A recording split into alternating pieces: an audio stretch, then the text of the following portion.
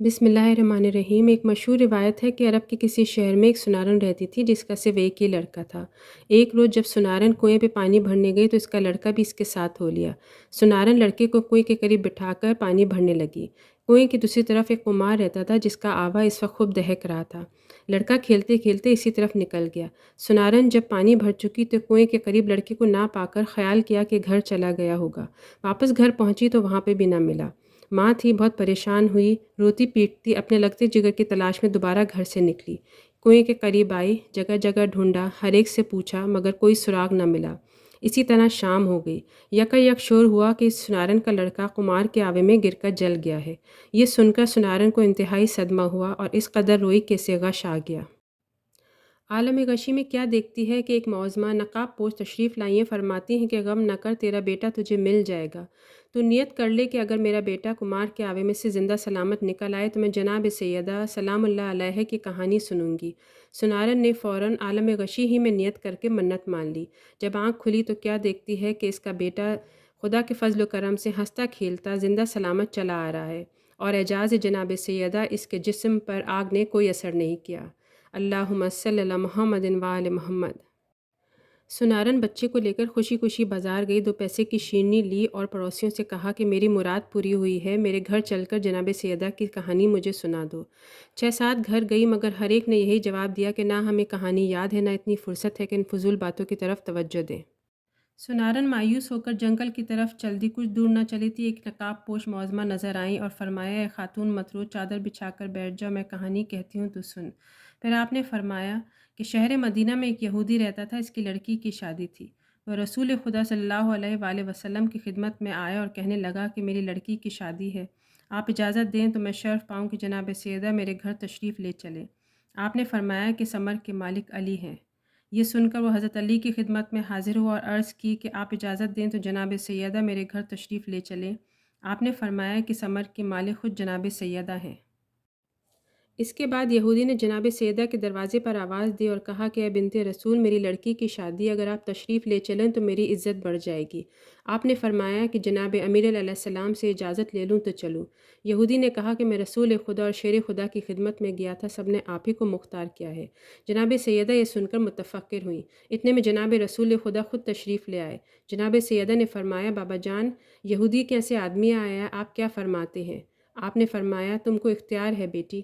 جناب سیدہ نے عرض کیا، بابا جان، آپ کی سخت توہین ہوگی کیونکہ ان کی عورتیں عمدہ اور نفیس لباس و زیورات سے مزین ہوں گی اور میرے پاس وہی پھٹے پرانے کپڑے ہیں جس میں جا بجا خرمے کے پیوند لگے ہیں۔ رسول خدا نے فرمایا کہ اے بیٹی، اسی حالت میں جاؤ جو مرضی معبود۔ چنانچہ جناب سیدہ جانے کو تیار ہو گئی۔ اپنی ڈیوڑی تک نہ پہنچی تھیں کہ حوران جنت آسمان سے نازل ہوئیں اور جناب سیدہ کو زیورات و خلت سے آراستہ کیا اور اپنے جلوس میں لے کر روانہ ہوئیں، کچھ حوریں دائیں، کچھ بائیں، کچھ آگے اور کچھ پیچھے۔ اس شان سے جناب سیدہ کی سواری یہودی کے مکان پر پہنچی۔ جو ہی آپ یہودی کے مکان میں داخل ہوئیں، تمام مکان آپ کے نور سے روشن ہو گیا اور ایسی خوشبو پھیلی کہ دور دور تک محسوس ہونے لگی۔ یہ تجمل و وقار دیکھ کر تمام یہودی عورتیں بے ہوش ہو گئیں۔ تھوڑی دیر بعد سب کو ہوش آیا مگر دلہن کو ہوش نہ آیا۔ لاکھ تدبیریں کی مگر سب بے سود ثابت ہوئیں۔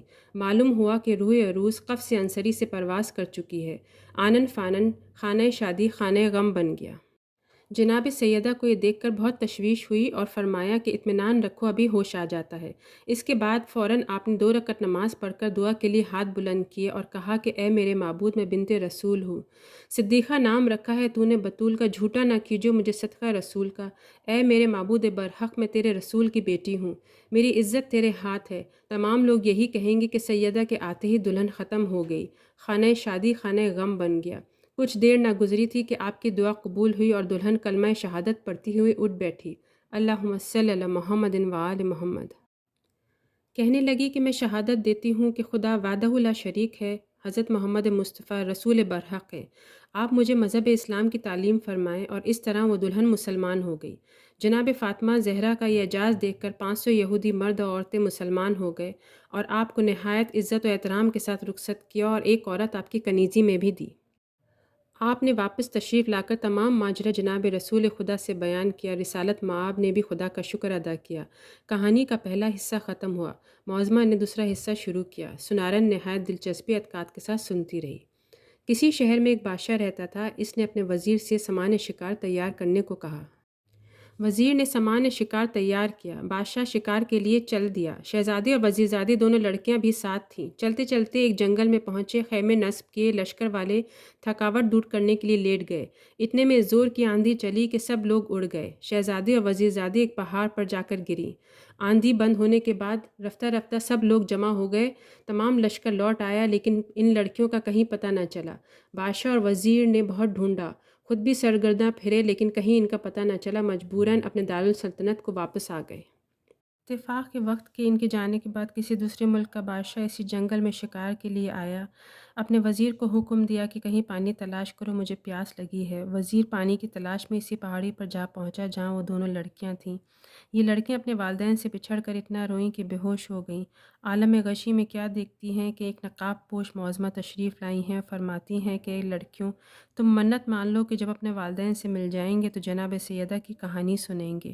ان لڑکیوں نے عالم غشی ہی میں منت مان لی۔ جب ہوش میں آئیں تو ایک دوسرے سے خواب کی تصدیق کی۔ اتنے میں وزیر وہاں آ پہنچا اور دونوں لڑکیوں کو دیکھ کر حیران رہ گیا۔ پوچھا کہ اے لڑکیوں، تم کہاں کی رہنے والی ہو؟ اپنے حسب نفس سے آگاہ کرو۔ لڑکیوں نے سارا قصہ بیان کیا۔ وزیر اپنے بادشاہ کے پاس گیا اور سارا قصہ کہہ سنایا۔ بادشاہ نے کہا کہ تم ان دونوں کو فوراً لے آؤ۔ وزیر ان کے پاس گیا، ان لڑکیوں سے درخواست کی جو انہوں نے مان لی۔ وزیر ان کو لے کر اپنے دارالسلطنت کو واپس آیا۔ چند روز بعد ان کے والدین کو خبر ہوئی کہ فلاں بادشاہ کے ہماری لڑکیاں موجود ہیں۔ پہلے بادشاہ نے فوراً اس بادشاہ کے نام ایک خط لکھ کر اپنے ایک وزیر کو روانہ کیا کہ ہماری لڑکیوں کو روانہ کر دے۔ اس بادشاہ نے جواب میں خط تحریر کیا کہ آپ کی لڑکیاں حاضر ہیں، لیکن کیا ہی اچھا ہوگا اگر میرے لڑکے کی اپنی لڑکی سے اور وزیر کے لڑکے کی وزیر کی لڑکی سے شادی کرنا منظور فرما لے۔ پہلے بادشاہ نے آخر کار یہ بات منظور کر لی۔ دوسرے بادشاہ نے لڑکیوں کو رخصت کر دیا۔ یہ لڑکیاں اپنے والدین سے مل کر بہت خوش ہوئیں، کہانی سننا سنانا بالکل بھول گئیں۔ شادی کی تاریخ مقرر ہوئی اور انتظامات ہونے لگے۔ مقررہ تاریخ پر شادی ہوئی۔ دونوں لڑکیاں دلہنیں بن کر سسرال چلیں۔ اتفاقاً ایک دلہن کا لوٹا جو جہیز میں ملا تھا وہیں رہ گیا۔ رستے میں شام ہوئی۔ آخر کار ان لوگوں نے قیام کیا اور لوٹا تلاش کیا، مگر کہیں نہ ملا۔ معلوم ہوا کہ لوٹا گھر ہی پر رہ گیا ہے۔ ایک سپاہی کو لوٹا لینے کے لیے گھر روانہ کیا۔ سپاہی وہاں جا کر کیا دیکھتا ہے کہ جہاں محل تھا وہاں میدان ہے، نہ تخت ہے، نہ تاج ہے، نہ بادشاہ ہے۔ بس میدان میں لوٹا رکھا ہے۔ سپاہی نے چاہا کہ لوٹا اٹھا لے اور جیسے ہی اس نے ہاتھ بڑھایا، یکایک اس لوٹے میں سے ایک سانپ نے پھن نکالا۔ سپاہی اچھل کر پیچھے ہٹ گیا، مجبوراً اپنے بادشاہ کے پاس واپس آیا اور سارا ماجرا بیان کیا۔ بادشاہ کو یہ سن کر بہت حیرت ہوئی۔ بادشاہ دلہنوں کے پاس گیا اور کہا کہ کیا ماجرا ہے؟ معلوم ہوتا ہے کہ تم جادوگر کی لڑکیاں ہو، یہاں تک آنے میں یہ گل کھلائے، نہ جانے گھر تک جانے میں کیا کرو گی۔ اس وقت تم کو قید کرتا ہوں اور صبح تم کو قتل کرا دوں گا۔ یہ کہہ کر بادشاہ غیظ و غضب میں بھرا ہوا خیمے سے نکل گیا۔ جب دونوں لڑکیوں نے یہ سنا تو ایک دوسرے سے گلے مل کر خوب روئیں اور کہنے لگیں، خدا بندے کیا ماجرا ہے کہ کل شادی ہوئی، آج قید میں، کل صبح قتل کرا دیے جائیں گے۔ یا خدا معلوم نہیں ہم لوگوں سے ایسا کون سا گناہ سرزد ہوا۔ یہ کہہ کر اتنا روئیں کہ بے ہوش ہو گئیں۔ عالم غشی میں کیا دیکھتی ہیں کہ وہی نقاب پوش معظمہ جو پہاڑ پر نظر آئی تھیں نظر آئیں اور کہا کہ اے لڑکیوں، تم نے پہاڑ پر منت مانی تھی کہ جب ہم اپنے والدین سے ملیں گے تو جناب سیدہ کی کہانی سنیں گے۔ تم لوگوں نے کہانی نہیں سنی، شاید اسی وجہ سے یہ عذاب تم پر نازل ہوا۔ اب تم اسی قید خانے میں کہانی سنو۔ لڑکیوں نے کہا کہ قید خانے میں پیسے کہاں؟ آپ نے فرمایا کہ تمہارے آنچل میں 2 پیسے بندھے ہیں۔ لڑکیاں جب ہوش میں آئیں تو دیکھا کہ آنچل میں 2 پیسے بندھے ہیں۔ انہوں نے کسی تدبیر سے 2 پیسے کی شیرنی منگوائی اور ایک نے کہانی کہی اور دوسرے نے کہانی سنی۔ صبح کو بادشاہ نے جلاد کو بلا کر دلہنوں کو قتل کرنے کا حکم سنایا۔ جب جلاد دلہنوں کے پاس گیا تو انہوں نے کہا کہ بادشاہ ہم سے چند باتیں سن لیں پھر ہمیں قتل کرا دے۔ بادشاہ ان کے پاس گیا تو انہوں نے کہا کہ پہلے ایک آدمی کو ہمارے مکان پر بھیج دیجئے کہ وہاں کی حالت معلوم ہو جائے، پھر آپ کو اختیار ہے۔ بادشاہ نے اسے منظور کر لیا اور سپاہی کو پہلے بادشاہ کے ہاں بھیجا۔ اس نے دیکھا کہ محل، شاہانہ تخت و تاج سب کچھ اسی طرح موجود ہے۔ سپاہی واپس آیا اور ماجرا بادشاہ سے کہہ سنایا۔ بادشاہ لڑکیوں کے پاس گیا اور پوچھا کیا ماجرا ہے۔ انہوں نے تمام حقیقت جناب سیدہ کی سنائی اور کہا کہ ہم کہانی سننا بھول گئے تھے، اسی وجہ سے شاید یہ عذاب ہم پہ نازل ہوا۔ بادشاہ نے یقین کر لیا اور لڑکیوں کو رہا کر دیا۔ یہ کہانی سنارن سے کہہ کر جناب سیدہ روپوش ہو گئی۔ سنارن جب اپنے گھر واپس آئی تو کیا دیکھتی ہے کہ جن لوگوں نے کہانی سننے سنانے سے انکار کر دیا تھا ان کے گھروں میں آگ لگ گئی ہے۔ جس طرح سنارن کی مراد پوری ہوئی، خداوند عالم بحق جناب سیدہ تمام سننے والوں کی مرادیں پوری کرے، آمین ثم آمین۔